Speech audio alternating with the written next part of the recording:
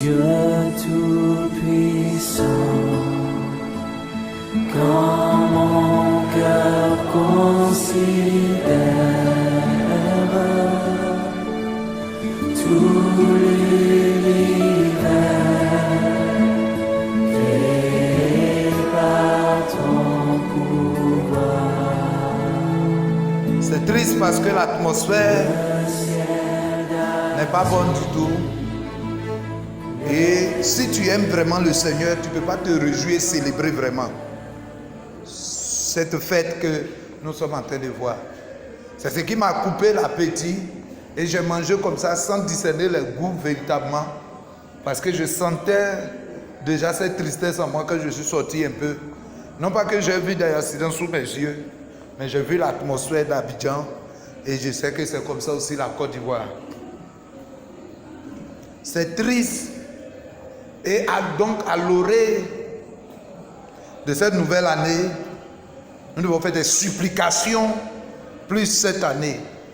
Les supplications sont des prières de gémissement, sont les prières de soupir, sont les prières d'une âme déchirée, sont les prières d'un cœur blessé, sont les prières d'un esprit abattu, sont les prières de ceux-là qui voient la dévastation venir et qui pleurent avec l'Élohim, Dieu bon et plein de grâce, plein de compassion et de miséricorde, tout-puissant Seigneur, soit rempli d'entrailles et sauve. Parce qu'on est en train de faire des cultes, on va proclamer de bonnes choses, mais je vous assure, c'est triste. C'est triste, on ne peut pas mentir.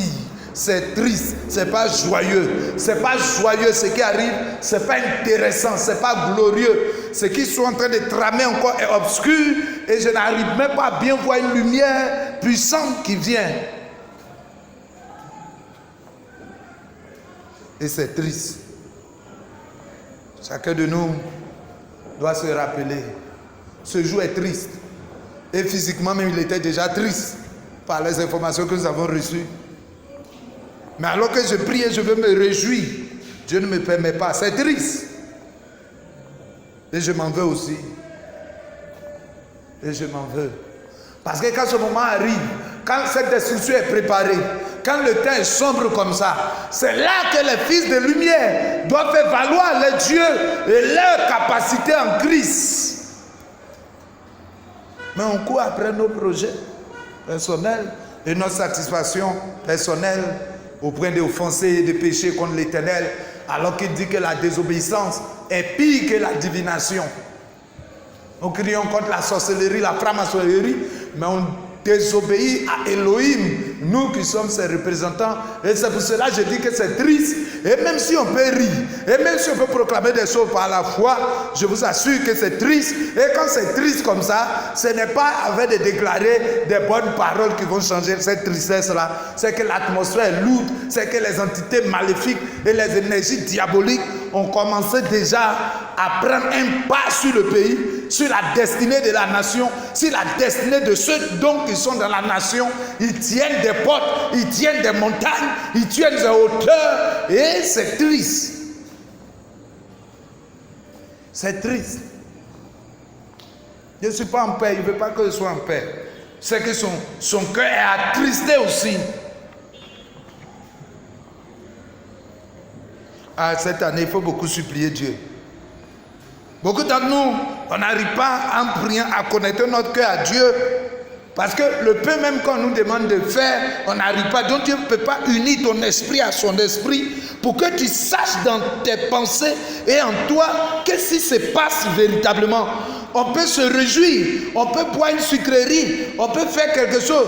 Mais quand ton âme ne reçoit pas la joie du Saint-Esprit, la joie qui est dans le monde, elle va beau venir, ou bien les pasteurs peuvent te dire de bonnes choses, ça n'a pas marché. Et mon âme était triste depuis ce matin, ça s'est renforcé l'après-midi. Et à cette période, je me suis dit, quand on vient dans l'après-midi, à chaque fois, moi, je retrouve ma joie. Mais cette fois-ci, ça ne vient pas. C'est triste. C'est triste. Quelqu'un te dit au revoir tout à l'heure, pour revenir encore, c'est difficile. Avant, c'était facile d'aller et de venir d'un quartier à un autre. On rentre, on découpe quelqu'un, quelqu'un fait crime rituel, on tue quelqu'un comme ça. c'est pas bon. Des carambolages, le feu brûle. Mais si dans cette présence-là encore, je veux chanter mon Dieu. Et mon Dieu dit, je n'ai pas besoin de ton adoration pour le moment. Prie ton Dieu. Prie ton Dieu. Je dis c'est triste. Je ne sais pas comment exprimer ce que je ressens, bien ce que je vois. Mais je dis c'est triste. C'est ce que je peux dire. Et ils vont continuer. Et ils vont amplifier. Et ils vont changer de stratégie. Et ils vont essayer encore de se mettre dans des carrefours d'ombre. Et pour créer des situations subites qui vont entraîner encore des dévastations. La Bible dit, et le livre fut ouvert et la mer a donné ses morts. Les eaux ont donné l'océan, les grands abîmes. La terre a vomi aussi. Les arbres, les forêts. Mais regardez tout ce qui se passe. L'eau a pris pour lui, forêt a pris, terre a pris. Chacun tue. L'air même a pris. C'est cette année, il y a des hélicos qui sont tombés. Il y a des bateaux qui sont renversés. Les nages, ils meurent seulement. La terre, elle a bu seulement. Le feu est venu calciner. Les puissances des ténèbres se sont mises en marche. C'est triste. Et quand tu sors, tu ne vois pas que les gens s'agissent. C'est comme s'ils ne voient pas, ou ils ne savent pas, ou bien ils ne sentent pas, mais ça sort de la bouche. Ce qu'ils voient, ou bien ce dont ils souffrent, mais ça ne change pas.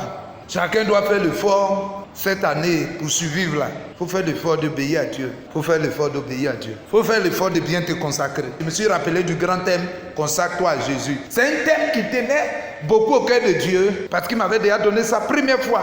Prêche sur la consécration d'abord, ça doit être ton premier message. Et pour cette année qui arrive là, vraiment si tu veux être avantagé à tous les niveaux, dans tous les domaines qu'il soit, il faut... J'ai dit, il faut que tu sois attaché à Dieu. Il faut que tu te consacres. Il faut que tu te fasses l'effort. Ton peu de sommeil peut tuer un parent.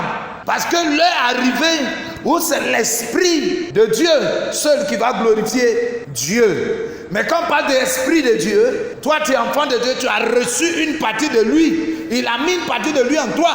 Et la Bible dit que tu es participant de la nature divine. Alors ça veut dire que quand on dit le Saint-Esprit, il ne faut pas dire que c'est lui seul. Il a besoin de toi pour sauver l'autre espèce qui est de ta nature. Parce que lui, il est de l'espèce de Christ. Et son espèce qui est en toi ne peut être détruite et tuée. Mais l'espèce de chair et d'âme peut être tuée. Parce que c'est triste. Nous allons prier. Cette année, il nous faut des supplications. Il faut que quand tu te mets en genoux, tu pries tellement que tu rentres en contact avec le cœur de Dieu. Je ne te dis pas de verser des larmes, mais je te dis, il faut que si des larmes descendent, ça descend comme Dieu qui est en train de pleurer pour une âme, pour une terre, pour une nation, pour un bonheur que j'ai voulu. Il dit, l'Éternel a voulu publier une grande loi, une grande ordonnance sainte. Mais au moment où il voulait publier la loi de gloire et de bénédiction, au contraire, les enfants de Dieu se sont retrouvés dans les cachots. Quelle misère!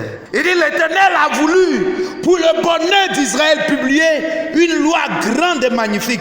Pour nous aussi, pour chacun d'entre nous, pour la famille, pour la nation, pour le pays. Dieu a voulu publier une grande loi. Quand on parle d'une grande loi, c'est une parole de gloire et de bénédiction. Et nous savons que quand Dieu dit, ça arrive. Mais il dit, quand il voulait publier, c'était sa volonté. Il dit, quand vous priez, dites que la volonté de Dieu au ciel soit accomplie. Cette volonté, c'était le bonheur, la grâce, projet de paix. Il dit, une loi grosse. C'est ça qui est magnifique et grand détail aussi. Mais c'est un peuple pillé, dépouillé. On les a enchaînés dans les cavernes, plongés dans les cachots. Ils ont été mis au pillage. Personne qui les délivre, personne qui dise restitue. Ésaïe 42, le verset 21. Voilà le passage qui me donne pour soutenir tout ce que je suis en train de dire. Cette année qui arrive, il n'y aura pas quelqu'un pour dire restitue. Il n'y aura pas quelqu'un pour arrêter. On va arriver dans une situation comme si chacun est livré à lui-même. Comme si chacun aura lui-même ses propres moyens de se sauver, de survivre et de triompher. C'est à cette heure que les enfants de Dieu, c'est à cette détresse qui vient que les enfants de Dieu, ayant la sagesse et la lumière, doivent dévancer ce temps, et commencer à s'attacher à Dieu, commencer à s'humilier, commencer à avoir une vie de prière, commencer à passer beaucoup plus de temps autour de Dieu, avec Dieu et des enfants de Dieu véritables, des causeries sur Dieu, autour de Dieu et avec Dieu.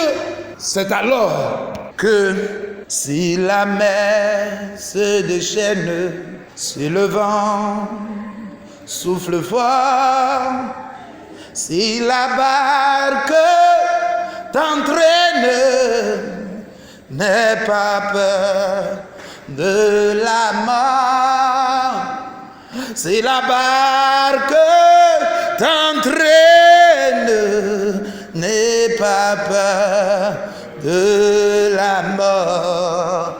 Car il n'a pas dit que tu sombrerais, il n'a pas dit que tu coulerais, il a dit allons de l'autre bord. Car il n'a pas dit que tu chancelerais, il n'a pas dit que tu sombrerais, il a dit allons de l'autre bord. Ce qui est noir est appelé blanc. Mais Seigneur, quel est le passage qui soutient ces choses? Ésaïe 5, verset 20. Ils appelleront le mal bien et le bien mal. Quelle bêtise, quelle sottise.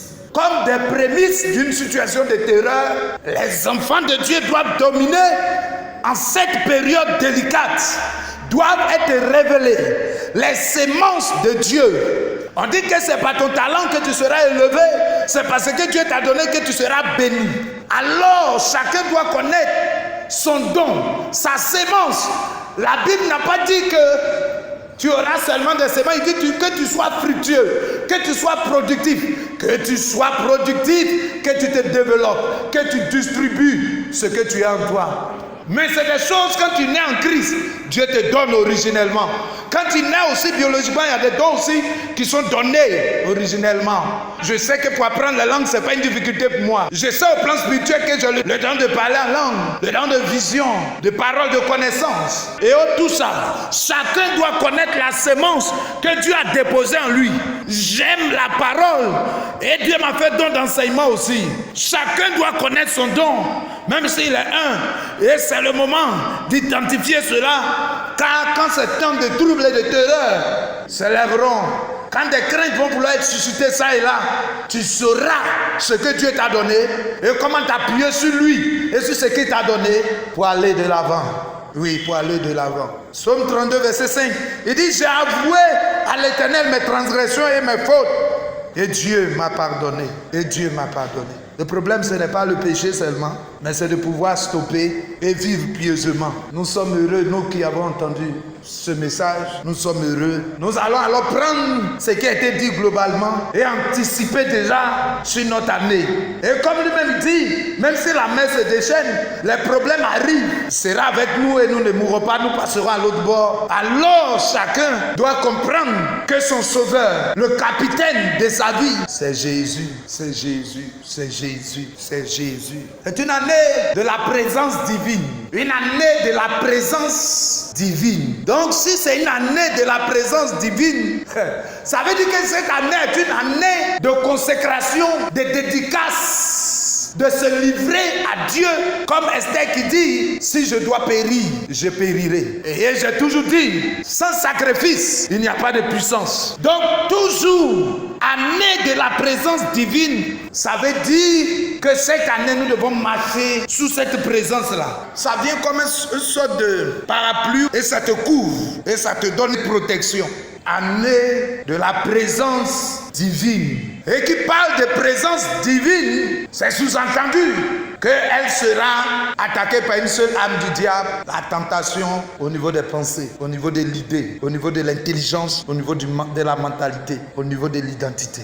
Année de la présence divine. Ceci est semblable à un temps où Israël ne voyait plus l'âge de l'alliance. Et lorsque l'âge de l'alliance devait retourner, on était joyeux et victorieux parce qu'on savait que la présence de l'âge de l'alliance était le signe que Dieu était avec nous. Et alors nous allons avoir la victoire. Allez dans le livre de Samuel. Il dit, si je suis en vous et vous demeurez en moi, demandez-moi tout ce que vous voudrez et je vous le donnerai. Année de la présence divine. Dieu doit t'accompagner partout, être avec toi partout. Mais il a dit, il sera avec nous si nous faisons toute sa volonté. Pas seulement parce que nous sommes chrétiens, pas seulement parce que nous lui appartenons, mais parce que aussi nous sommes chrétiens, nous lui appartenons et nous faisons à l'instant T ce qu'il veut. Alors sa présence va nous accompagner même dans la vallée de l'ombre de la mort, même dans des situations les plus difficiles. Sa présence viendra pour nous sauver. Sa présence viendra pour nous délivrer. Parce que cette tristesse, cette angoisse, ces ténèbres qui veulent dominer. La Bible dit dans le livre de Psaumes, quand la voix de l'Éternel se fait entendre, les démons tremblent. Ils croient et ils tremblent. Alors si la présence divine est avec toi, tu vas triompher sur eux. On n'a pas besoin donc de te dire que tu vas expérimenter des visitations, des choses extraordinaires, des dons, des talents, des messages. Ça, une fois qu'il est présent, tout ça doit se manifester pour toi. Alors, l'adoration, la prière, la méditation et toute action qui concourt à glorifier et à manifester sa présence vont être les moyens pour que tu puisses expérimenter cette année de la présence divine. Il est la saveur de nos vies. Nous sommes le sel.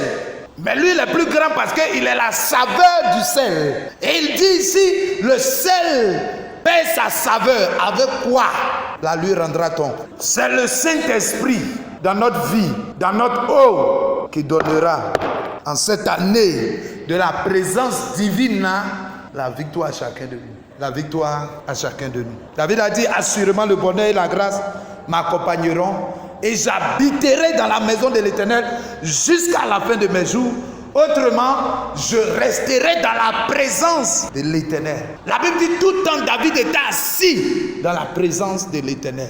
Cette année-là, voilà ce qui va te permettre de triompher. Voilà ce qui va te donner la victoire. Voilà ce qui va te donner l'avantage. Que Dieu nous aide, que Dieu nous bénisse et que nous arrivions véritablement à mettre tout ce que nous avons reçu ce soir en pratique. Et je sais que l'ami fidèle, le vaillant héros, a 1 Jean 1, 9. Cette lumière était la véritable lumière qui, en venant dans le monde, éclaire tout homme. Donc, l'année de la présence divine, j'ai dit à Dieu de soutenir ce message-là par une parole écrite. C'est ça qu'il m'a donné. Nous allons décortiquer ça les jours qui viendront. Mais il m'a donné Jean 1, 9.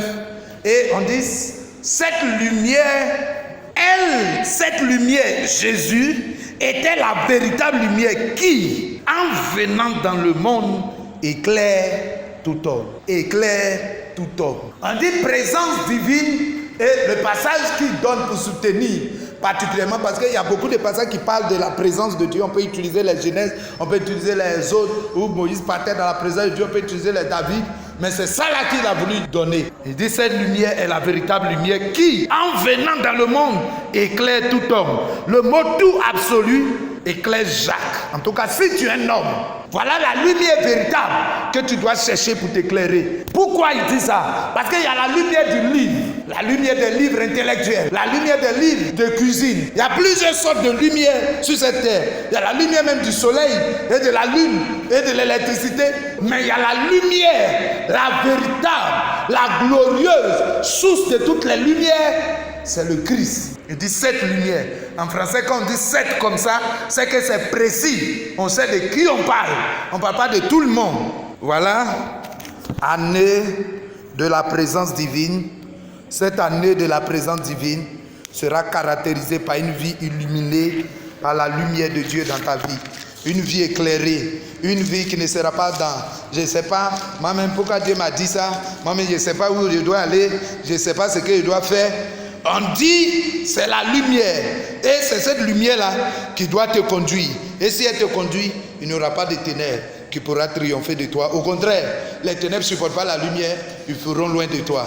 Où tu seras à cause de toi, les ténèbres seront dévoilées, les choses vont commencer à changer. Et vous devez savoir que pour que le monde ait la forme aujourd'hui, la Bible dit, Dieu a dit que la lumière soit.